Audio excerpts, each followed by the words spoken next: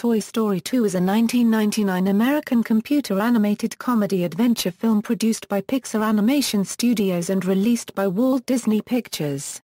Directed by John Lasseter and co-directed by Unkrich and Brannon, it is the sequel to the 1995 film Toy Story.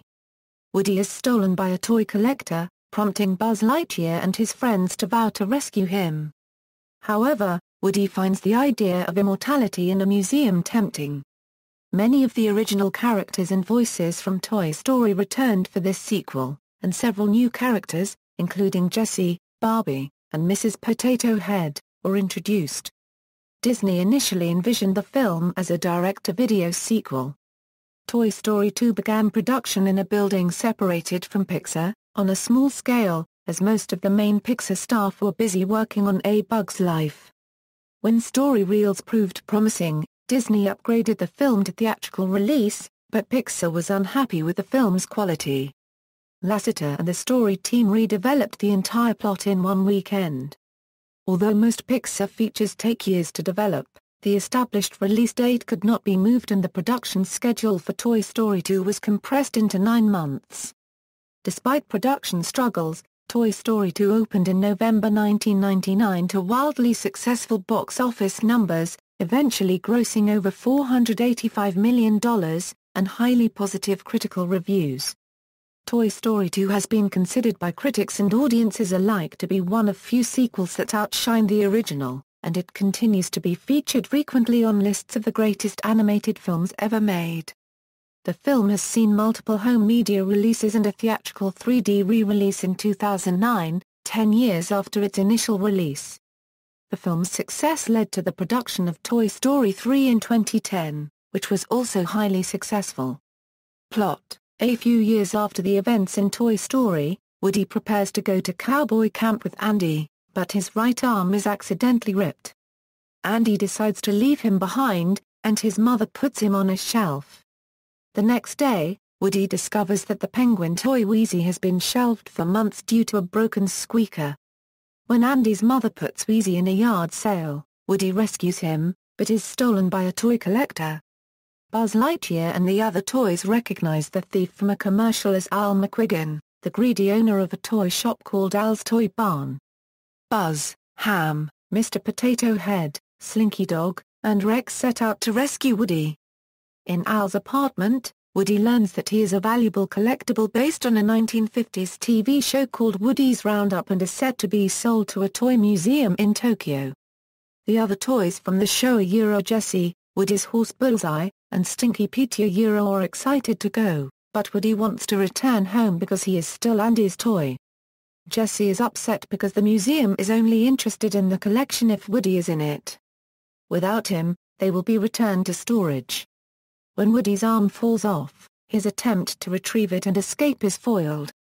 The next morning, Woody's arm is fixed, and he learns that Jessie was once the beloved toy of a child named Emily, who eventually outgrew her and gave her away. Stinky Pete warns him that the same fate awaits him when Andy grows up, whereas he will last forever in the museum. This convinces Woody, who now believes that all toys eventually get discarded by their owners, to stay. Meanwhile, Buzz and the other toys reach Al's Toy Barn. While searching the store for Woody, Buzz is imprisoned in a cardboard box by another Buzz Lightyear action figure with a utility belt, who thinks he is a real space ranger. The new Buzz joins the other toys, who mistake him as their Buzz and, after discovering Al's plan, they make their way to his apartment. The real Buzz escapes and pursues them. After the toys find Woody, the real Buzz rejoins them and proves that he is Andy's Buzz, but Woody refuses to return home. Buzz reminds Woody of a toy's true purpose, and warns him that in the museum, he will never be played with by a child again. After seeing a boy play on the TV, Woody changes his mind and asks the Roundup toys to come with him. However, Stinky Pete prevents their escape because he wants to go to Japan, as he was unsold to children. Al arrives and takes the Roundup toys with him, forcing Andy's toys to follow him while the new Buzz chooses to remain behind. Accompanied by 3 toy aliens, they steal a Pizza Planet delivery truck and follow Al to an airport, where they enter the baggage handling system and free Woody. Stinky Pete rips Woody's right arm again and tries to mutilate him, but is stuffed into a little girl's Barbie backpack by Andy's toys. They free Bullseye, but Jessie ends up on the plane bound for Japan. Assisted by Buzz and Bullseye, Woody frees Jessie and the toys find their way home. When Andy returns home from the camp, he accepts Jessie, Bullseye, and the aliens as his new toys, thinking his mother bought them, and repairs Woody's torn arm. The toys learn from a commercial that Al's business has suffered due to failing to sell the Roundup toys. Woody tells Buzz that he is not worried about Andy discarding him because, when he does, they will always have each other for company. Meanwhile, Wheezy has been fixed and ends the film with a Sinatra-style version of You've Got a Friend in Me. Cast: Tom Hanks as Sheriff Woody, Tim Allen as Buzz Lightyear, Joan Cusack as Jessie, Mary Kay Bergman as Jessie, Kelsey Grammer as Stinky Pete, Don Rickles as Mr. Potato Head, Jim Varney as Slinky Dog, Wallace Shawn as Rex, John Ratzenberger as Ham, Annie Potts as Bo Peep, Estelle Harris as Mrs. Potato Head, Wayne Knight as Al McQuiggan, John Morris as Andy, Laurie Metcalf as Andy's Mama, Lee Ermey as Sedge, Jodi Benson as Barbie, Jonathan Harris as Jerry the Cleaner, Joe Ranft as Wheezy and Haim Leitch, Robert Goulart as Wheezy, Dave Foley as Fleek, Frank Welker as Bullseye and Buster, Jeff Pigeon as Squeeze Toy Aliens, Andrew Stanton as Zurg. Production, development. Talk of a sequel to Toy Story began around a month after the film's opening, in December 1995. A few days after the original film's release, Lasseter was traveling with his family and found a young boy clutching a Woody doll at an airport. Lasseter described how the boy's excitement to show it to his father touched him deeply. Lasseter realized that his character no longer belonged to him only, but rather it belonged to others, as well. The memory was a defining factor in the production of Toy Story 2, with Lasseter moved to create a great film for the child and for everyone else who loved the characters. Ed Catmull, Lasseter, and Ralph Guggenheim visited Joe Roth, successor to recently ousted Jeffrey Katzenberg as chairman of Walt Disney Studios, shortly afterward. Roth was pleased and embraced the idea of a sequel. Disney had recently begun making direct-to-video sequels to its successful features, and Roth wanted to handle the Toy Story sequel this way, as well. Prior releases, such as 1994's Aladdin sequel, The Return of Jafar, had returned an estimated $100 million in profits. Initially, everything regarding the sequel was uncertain at first, whether stars Tom Hanks and Tim Allen would be available and affordable, what the story premise would be, and even whether the film would be computer animated at Pixar or traditionally at Disney. Lasseter regarded the project as a chance to groom new directing talent, as top choices were already immersed in other projects. Instead, Lasseter turned to Ash Brannon, a young directing animator on Toy Story whose work he admired. Brannon, a Cal Arts graduate, joined the Toy Story team in 1993. Walt Disney Studios and Pixar Animation Studios officially announced the sequel in a press release on March 12, 1997. Story: Lasseter's intention with a sequel was to respect the original film and create that world again. The story originated with Lasseter wondering what a toy would find upsetting, how a toy would feel if they were not played with by a child or, worse, a child growing out of a toy. Brannon suggested the idea of a yard sale where the collector recognizes Woody as a rare artifact. The concept of Woody as a collectible set came from the draft story of A Tin Toy Christmas, an original half-hour special pitched by Pixar to Disney in 1990. The obsessive toy collector known as Al McQuiggan, who had appeared in a draft of Toy Story but was later expunged, was inserted into the film. Lasseter claimed that Al was inspired by himself. Secondary characters in Woody's set were inspired by 1950s cowboy shows for children, such as Howdy Doody and Hopalong Cassidy. The development of Jessie was kindled by Lasseter's wife, Nancy, who pressed him to include a strong female character in the sequel, one with more substance than Bo Peep. The scope for the original Toy Story was very basic and only extended over 2 residential homes, whereas Toy Story 2 has been described by Unkrich as all over the map. To make the project ready for theaters, Lasseter would need to add 12 minutes or so of material and strengthen what was already there. The extra material would be a challenge, since it could not be mere padding. It would have to feel as if it had always been there, an organic part of the film.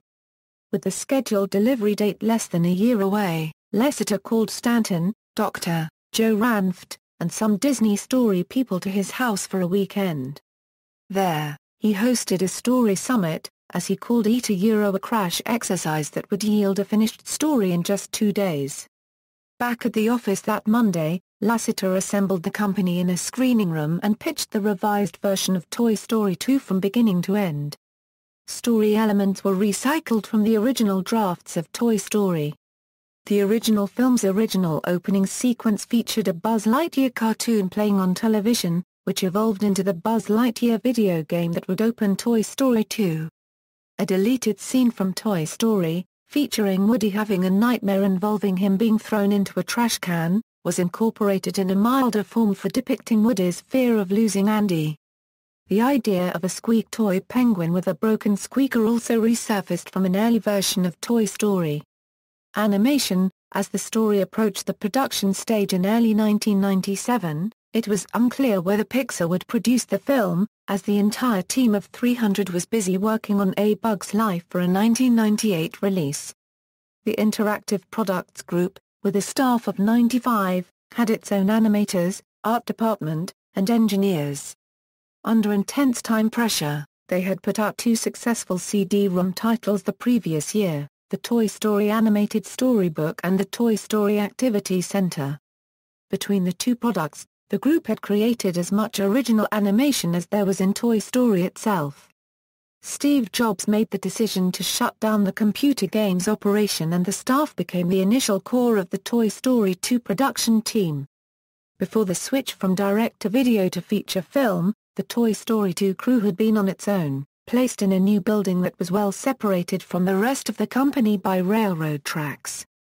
"We were just a small film and we were off playing in our sandbox," co-producer Karen Jackson said. Lasseter looked closely at every shot that had already been animated and called for tweaks throughout. A film reused digital elements from Toy Story but, true to the company's prevailing culture of perfectionism, it reused less of Toy Story than might be expected.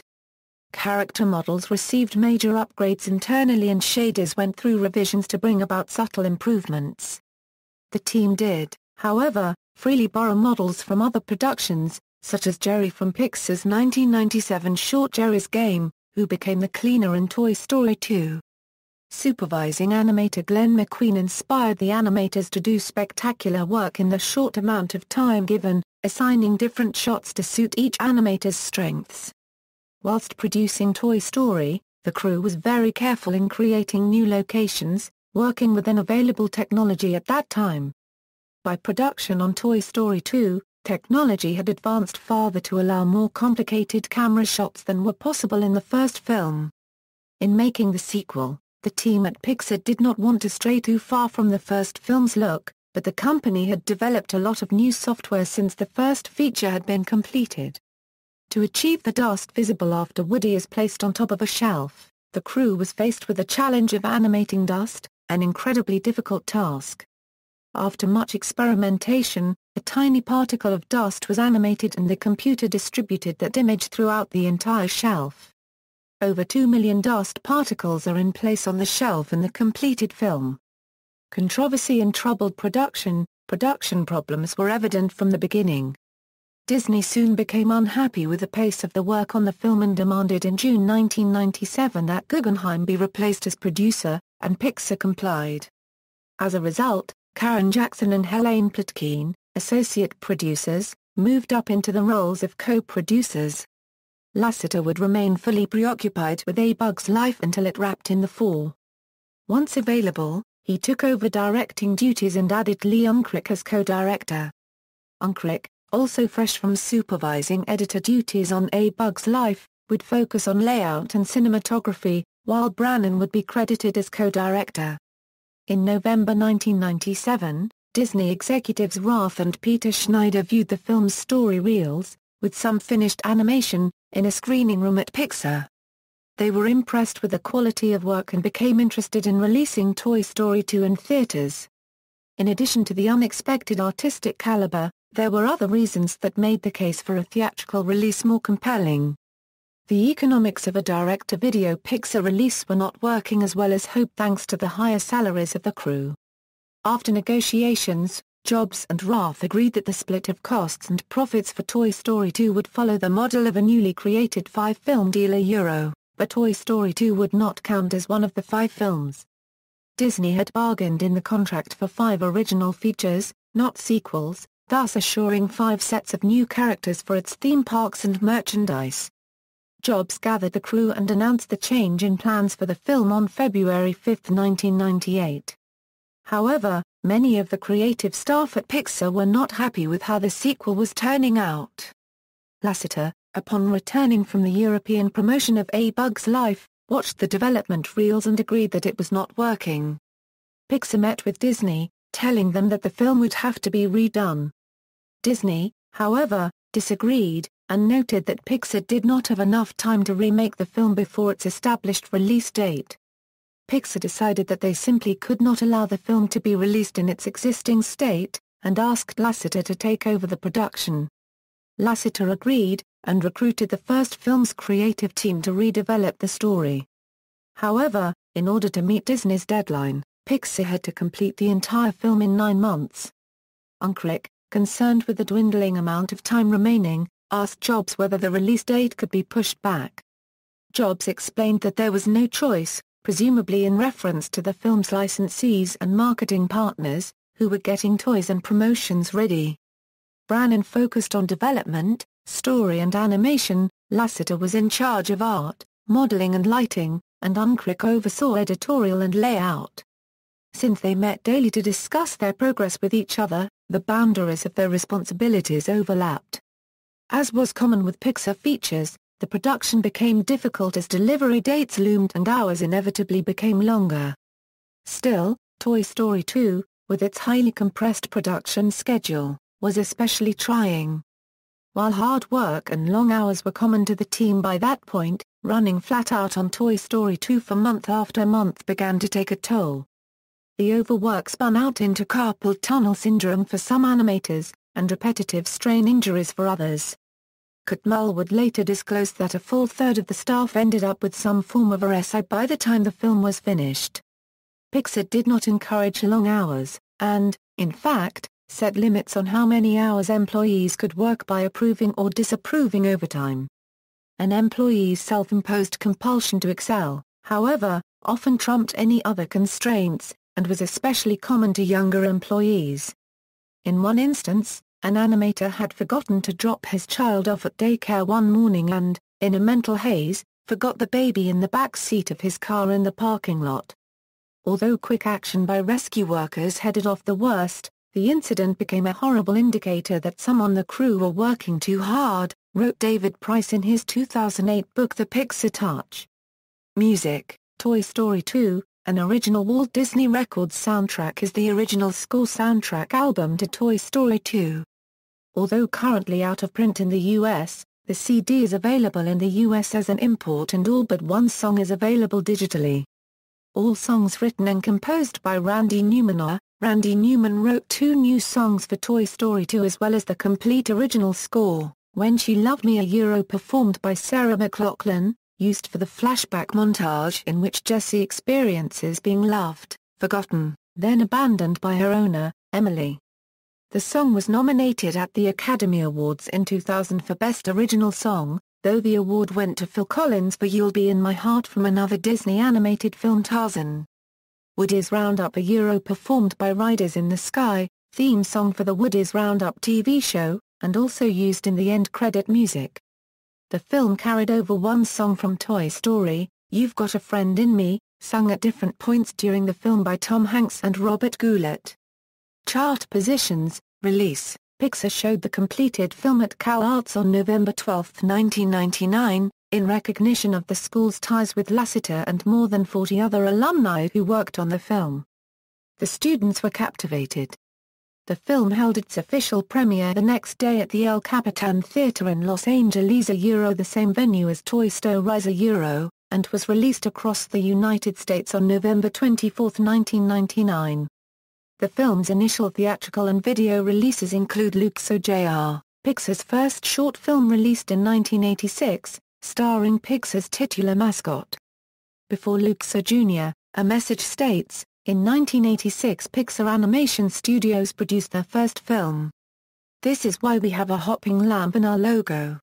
Video games, Toy Story 2, Buzz Lightyear to the Rescue, a video game for the PC, PlayStation, Nintendo 64 and Dreamcast, was released in November 1999. The game featured original cast voices and clips from the film as introductions to levels. Once earned, these clips could be viewed at the player's discretion. Another game was released for the Game Boy Color. Home media, Toy Story 2 was released on VHS and DVD, and as a DVD 2-pack with Toy Story on October 17, 2000. That same day, an Ultimate Toy box set was released containing both films and a third disc of bonus materials. The standard VHS, DVD, DVD 2-pack, and Ultimate Toy box sets returned to the vault on May 1, 2003. On December 26, 2005, it was again re-released as a 2-disc special edition alongside the first film's 10th anniversary edition, which came out on September 6, 2005. Both editions returned to the vault on January 31, 2009. The film was available on Blu-ray disc for the first time in a special edition combo pack that was released on March 23, 2010, along with the first film. On November 1, 2011, along with the DVD and Blu-ray release of Cars 2, Toy Story 2 and the other 2 films were released on each Blu-ray 3 digital copy combo pack. Re-releases, in 2009, both Toy Story and Toy Story 2 were converted to 3D for a 2-week limited theatrical re-release, which was extended due to its success. Lasseter said, "The Toy Story films and characters will always hold a very special place in our hearts, and we're so excited to be bringing this landmark film back for audiences to enjoy in a whole new way, thanks to the latest in 3D technology." With Toy Story 3 shaping up to be another great adventure for Buzz, Woody and the gang from Andy's Room, we thought it would be great to let audiences experience the first 2 films all over again and in a brand new way. Translating the films into 3D involved revisiting the original computer data and virtually placing a second camera into each scene, creating left eye and right eye views needed to achieve the perception of depth. Unique to computer animation, Lasseter referred to this process as digital archaeology. The lead stereographer Bob Whitehill oversaw this process and sought to achieve an effect that impacted the film's emotional storytelling. It took 4 months to resurrect the old data and get it in working order. Then, adding 3D to each of the films took 6 months per film. The double feature was opened in 1,745 theaters on October 2, 2009, and made $12,491,789 in its opening weekend, finishing in third place at the box office.